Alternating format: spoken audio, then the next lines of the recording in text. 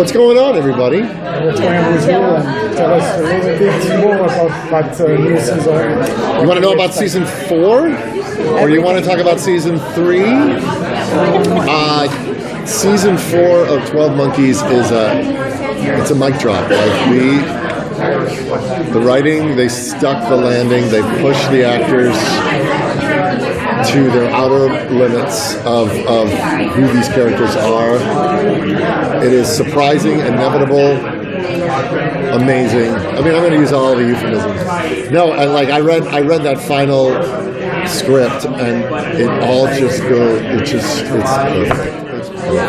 Are we going to be happy with it? Can you at least tell us that? Is everyone going to be? You know what? I don't know what makes each individual. I don't know what brings individual fans to the show. I will say it is a deeply satisfying, hell of a ride.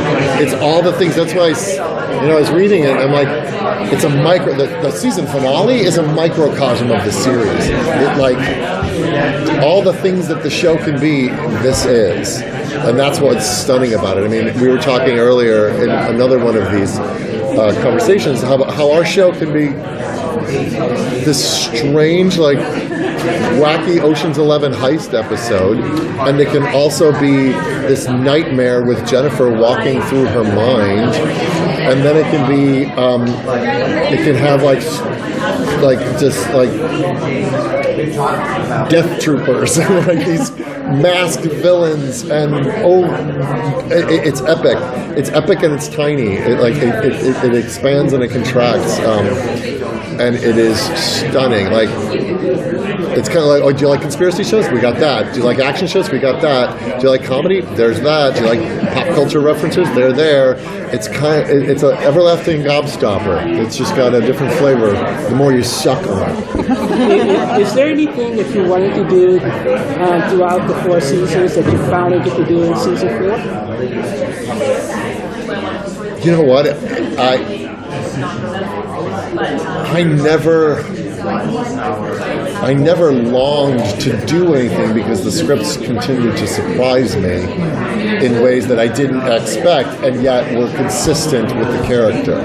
So they were always giving him new things to do that I never, when he called me and says, we want to do a scene where you confront your father in a hallucination, but we want you to play your father. I'm you asked me if that was, if said by season 3 you'll be doing that, I wouldn't have believed you, because this guy was just a jackass with a cigar.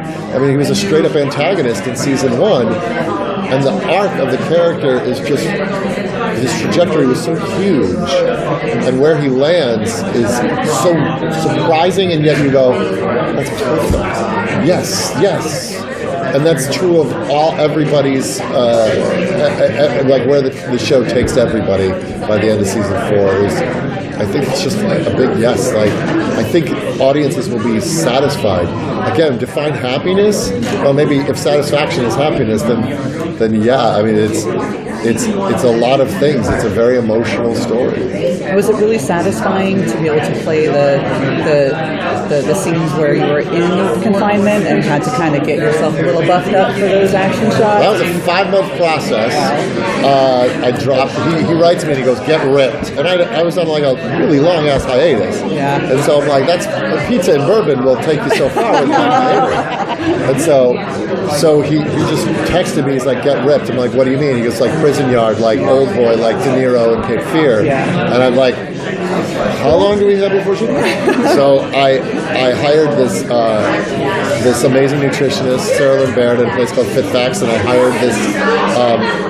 I went to be deep into training with Nerd Strong Gym in North Hollywood, and I was by the end I was working out 9 times a week and taking cold baths, and I was on a very restricted diet. I ended up dropping 30 pounds and adding muscle, and it was it was a true transformation. Like it was like my body changed after that, and then and I realized like at 48 years old, if I can do it, anybody can do it. And so it was a really great reason to go. Well, I'm going to be half naked for an entire episode. So, but I also wanted to show the scars and all the pain that this man carries with him, and also look like I've been incarcerated for 9 months with Boca burgers to eat every day.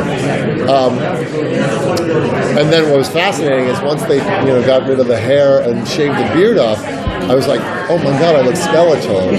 And so they were like, well, now we want to get back to kind of the suave Deacon, give him a little more gravitas. So I now then went into a regimen to bulk up and put weight back on. So it was, pardon me? Some padding? There wasn't any padding. I just, but it wasn't going to happen overnight. So I think by the time we get to season 4, I stopped looking as skeletal as I did through season 3. So will you follow this routine now? You know what? But the routine shifted. It became a different kind of workout. So the diet shifted. I had to slow back on cardio because I was just burning everything I ate. I didn't have a drop of alcohol. I didn't have any like it was intense, but it was amazing. And then it makes the job easier because you're feeling it, right? It was cool. It was very transformative. Thank you. It was a really cool experience. Okay, thank you. Off. All right. Off with my head. Thank you guys so much, and thank you for all of your support. You guys are why we do.